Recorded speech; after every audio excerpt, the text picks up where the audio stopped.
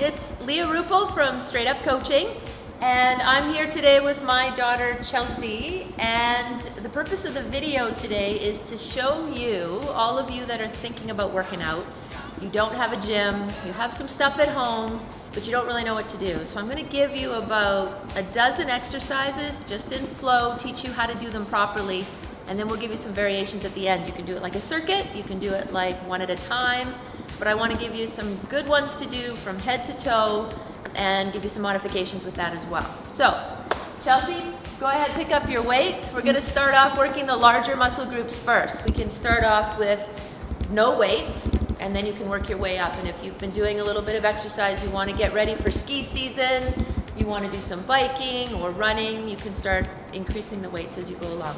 So just starting off, we're going to do a walking lunge. Okay, so we're going to stand straight. We're going to take a step and go straight down. So your 90-degree angle on your front leg and back leg. Make sure that your knee does not go over the front toe. Take a step, balance, switch, body weight down and up. Your shoulders are back, your stomach is strong. Big step down and up. And if you want to turn around and make this a little bit more difficult, you can do it with bicep curls and curling your arms up like this. So exhaling, step up into the next step, down, curl up. Good. Okay, now, next thing we're gonna do is once we've done a lower body workout, we're then gonna do an upper body workout. So we're gonna do a push-up. We're going to go from the knees, hands a little bit wider than your shoulders, and directly underneath your armpits. Okay, so your bum is down, belly button is tight, and you lower yourself nice and flat all the way down to the ground. Just before you touch, exhale all the way up. Okay, slowly down again. You have a 90-degree bend in the elbow, and up. And it's a nice smooth motion. 2 seconds down, 2 seconds up, exhaling, and up. Good. A little bit more difficult is to go up by your toes. This planking is fantastic. Push-ups, good for tricep, good for chest, good for shoulders, and all the core muscles. Okay, so from toes all the way down, all the way up. Good. And that's for chest. Okay, next exercise, we are going to do a squat. Now, a squat can be done with no weight. Most important, I need to teach how to do the squat effectively. So it is for glutes, quadriceps, and hamstrings. So you can use a weight to add more resistance to your lower leg muscles. Keep it close to your body.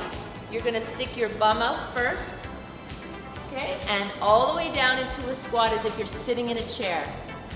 Knees stay stacked over the ankles and back up, nice and slow, and down again. Okay, and up. Now we can do this without the weight. We can just put the weight down and just practice down and up. Just making sure that the knees here are stacked over the ankles. They do not go over the toe. This is a 90-degree. Come back up, and if you can't go the whole way, you can only go 45 degrees, that's fine. Want to make sure your knees don't fall to the inside and that they don't bow out to the outside. Down, exhale, on the way up. Excellent, and that's a squat. Okay, next exercise, we have a plank row. Again, one of the reasons I love doing plank rows is because of core stability, but what we're working on is the muscles here of the back. So this is for posture. We want to bring those shoulders back. We want to get this nice and flat because a lot of us have forward posture. And working, anytime we can work the abs, the lower back, perfect. So all you need is dumbbells. You don't need to have any other equipment. We go down into a plank position and stepping back onto your toes. If you need to, you can go down onto your knees to modify. Okay? And then you're going to go lift up to your armpit and lower. I'll do the other option you can see on your knee. Lift and lower. Now you're gonna try not to do the wiggle worm. You wanna keep yourself stable. And lower. Lift and lower. Good. And that Make sure that you have your hands directly underneath your shoulders when you're doing this one. And again, watch for the curve of the back. If you're having any problems or you find you're shaking, go down onto your knees so that you can do it properly. Excellent. Okay, this one is hamstrings. Hamstrings are right back here. You'll notice mine are really tight. If you're sitting at a job, sitting at a desk all day, if you ride a lot or run a lot, you probably have very tight hamstrings, and that can cause back problems. So we want to strengthen the hamstrings, opposite to what we did with the squat.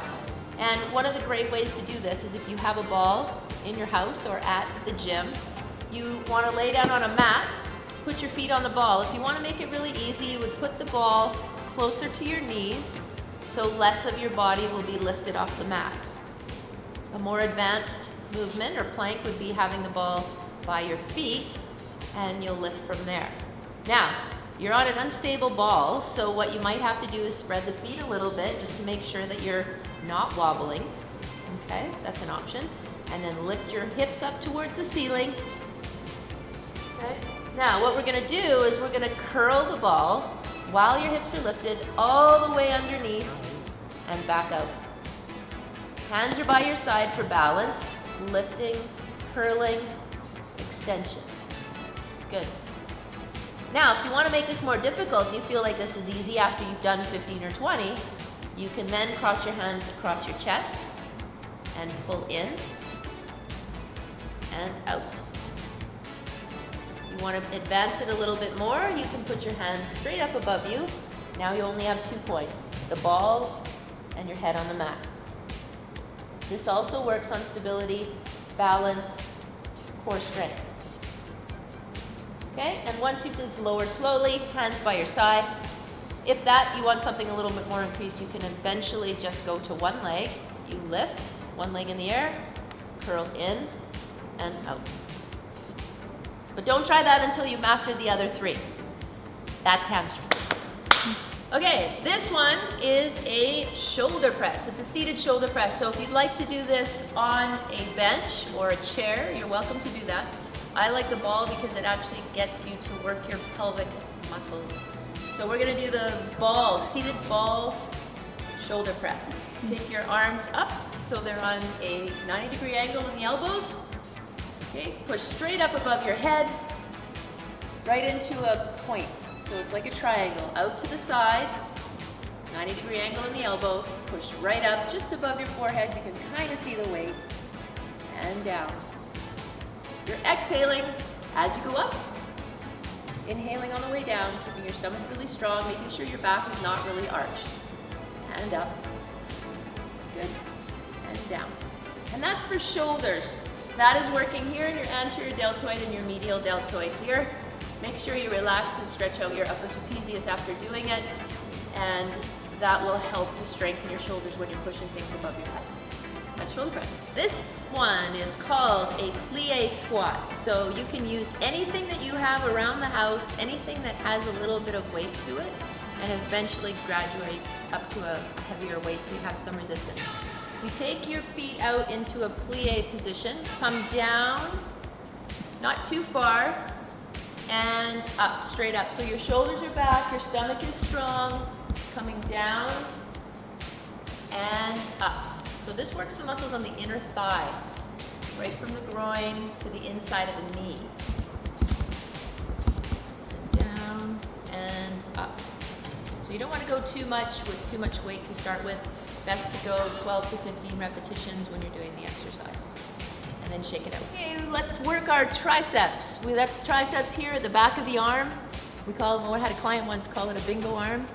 We're going to tighten that area by doing what we call body weighted dips. One option, I will give you another tricep exercise to do at the same time.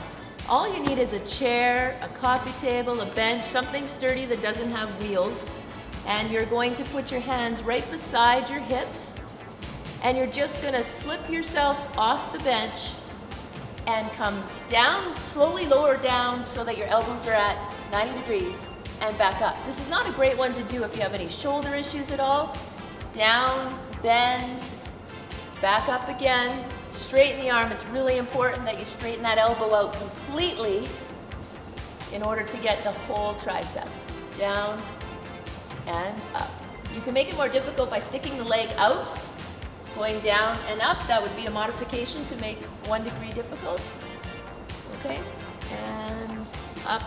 After you've done 15 repetitions, take a rest and shake it out. Okay, next exercise we're going to do is a second option for triceps. So if you're having some difficulty with the dips and it's too hard on the shoulders, one other option you can do is taking 2 dumbbells, again, whatever you have available, providing some resistance. You want to hinge at the waist so your back is nice and flat. You're going to lock your elbows in at your side as if there's rods right through your elbows. You're going to kick back. This is called a tricep kickback. You're going to kick the weights back and up towards the ceiling, straightening those elbows and down. And the speed would be about a 2 seconds up, 2 seconds down. You don't want to hold it there. You want to straighten the arm and lower. Making sure that your back does not feel any pain because your stomach is nice and strong and engaged, protecting the back. Good. So now we're going to work lateral deltoids or medial deltoids. They're right here at the side. In order to work all 3 areas of the shoulder, get a nice shaped shoulder for tank top season in the summertime.